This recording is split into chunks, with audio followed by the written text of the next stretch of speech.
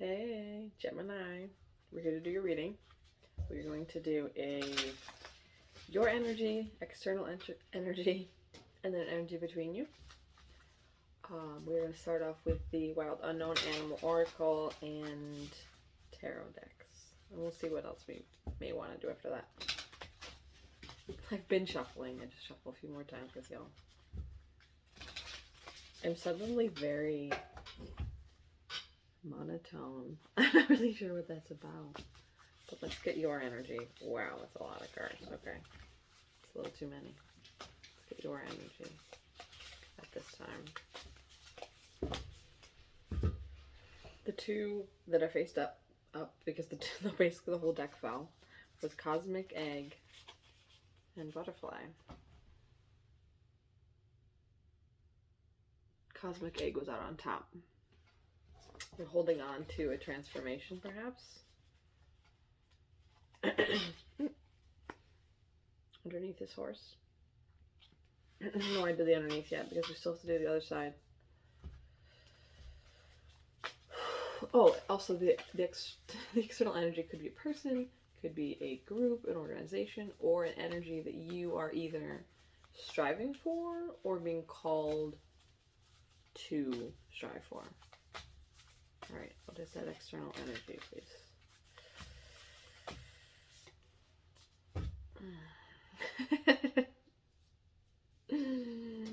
Wow. I said what? Either holding on to a transformation and the energy outside of you. Phoenix. Don't mind my nails. I'm an active person.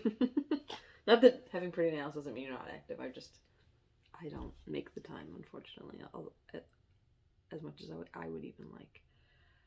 Phoenix.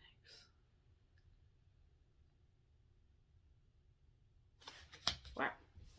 That could be someone outside of you. Maybe there's like either this is what you're being called to, or this is energy you might be stepping into. Because it does reflect pretty closely to what I was just saying. Not that butterfly has to do with Phoenix, but the horses underneath, which is definitely action oriented. The King of Wands, or the Page of Wands, the Chariot. It's okay, baby. Sorry, don't go. And then underneath is the wolf. What I was gonna say about the Phoenix is that it could actually be someone inspiring you as well. I don't know who that would be. It could just, honestly, it could be just aspirational figures, you know.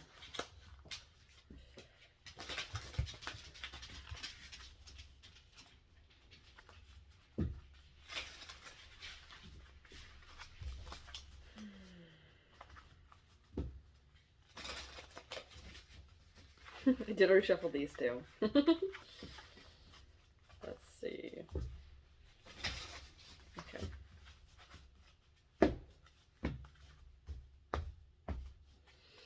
Two cards.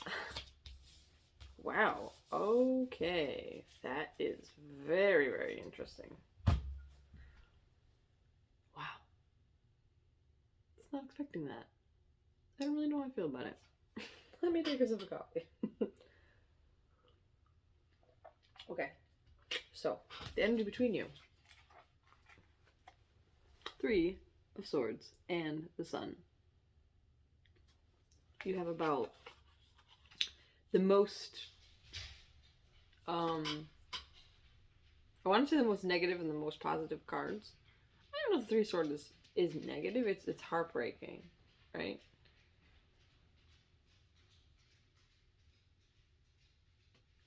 And underneath of that deck, we have the Hierophant, which is mini tower energy with the Bolt of Lightning. The lightning in this tarot deck has a lightning bolt also. I think most with the tower too.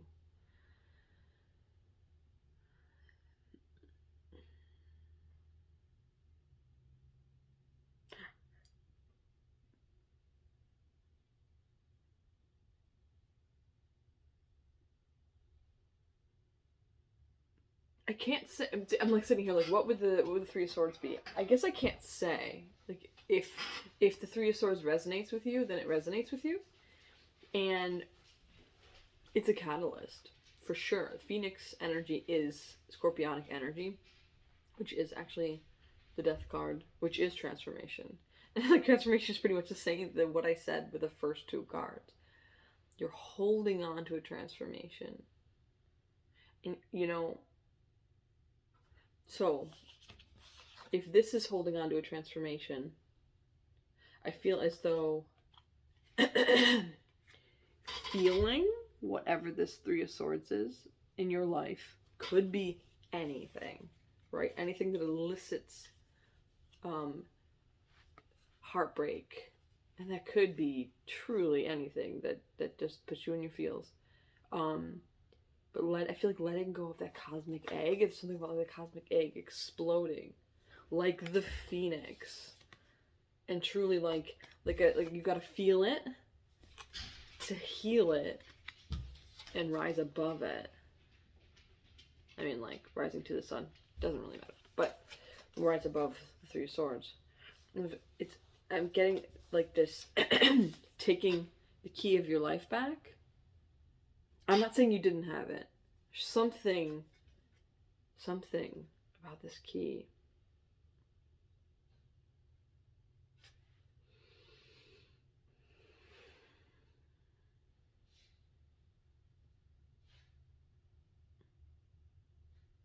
Maybe it has to do with this cosmic egg. Like instead of holding something in, you're gonna unlock it. Even if you have to feel the feels. And that's gonna allow you to process, to overcome, and then shift into this energy. Transformation at like an epic level. This wolf card is actually about your blueprint. So maybe there's a part of you that deep down already knows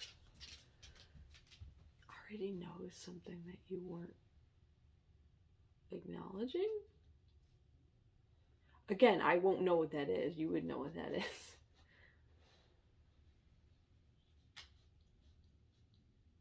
It's okay, honey. It's okay. Be nice. She's not mean. She's just fussy.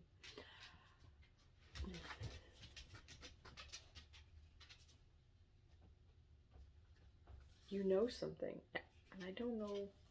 How can I move those around? I don't know what that is that you know. Or that you sense.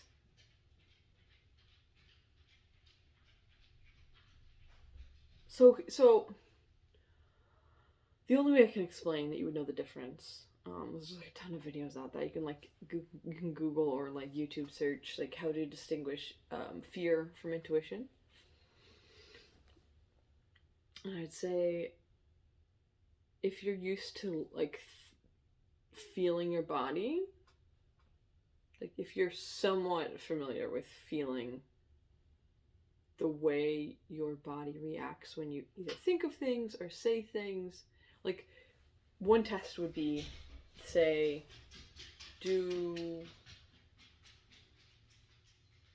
like you say, like, am I loved, right? And I don't want to be, maybe that's a little triggering, but you say like, do I love myself?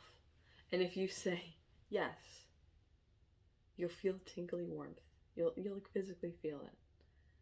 Unless you truly don't believe that, and then there's a lot more to be done there. Maybe talk to somebody. But if you say no, then you immediately, like, I can only explain it as like a visceral reaction. Like I actually get a lump in my throat. Like, no, I don't love myself. Gosh, ugh, no, yuck, that's wrong. For me, that's wrong.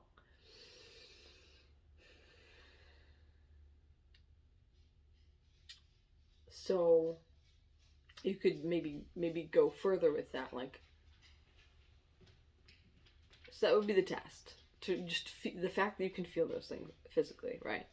You can find something else that you think you know, right? Like do other people love me? And if you say, if your heart starts to race, or like, first of all, it's like, I guess that's maybe a triggering. And if you say no, and your heart starts to race, it's interesting. How do I even say this? Because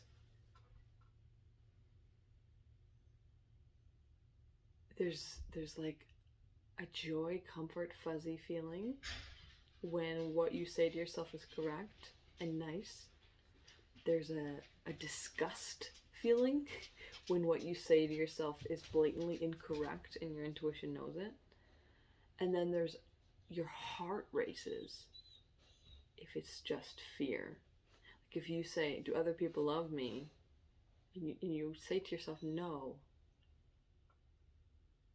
There might be sadness, but pay deeper attention. Do you actually feel anxiety in your chest? Like, it's not the same as lying to yourself. It's because lying to yourself actually feels sickening and not just sad and scary. it's nuanced, and I don't know why I'm bringing this up. Maybe that's a key, a little bit of a key, a little tool for your toolbox, right? I was just thinking about this morning about, if you know, you know, which my bestie will know, like the key to your angle grinder, right? Or like a sander or your Dremel, or your keys. And some of them are just generic Allen keys or wrenches, but angle grinder tends to be a specific key that isn't the same with all models. Sometimes, but not always. A little key. How fascinating. All that to say that there's something about your blueprint, something about a truth that maybe you're needing to ask yourself some like internal questions. I don't know what those questions are. I'm not living your life. But I will say overall, this reading looks great. It may be processing. I mean, this Three of Swords could be from any time, could be in any realm. But you're coming up out of it. I think there's just a little bit of a call to acknowledge it, to ask yourself some serious questions. I do not know what she's playing with in the next room. Anyways, I hope this was helpful, and I will talk to you again soon. Take care. Bye.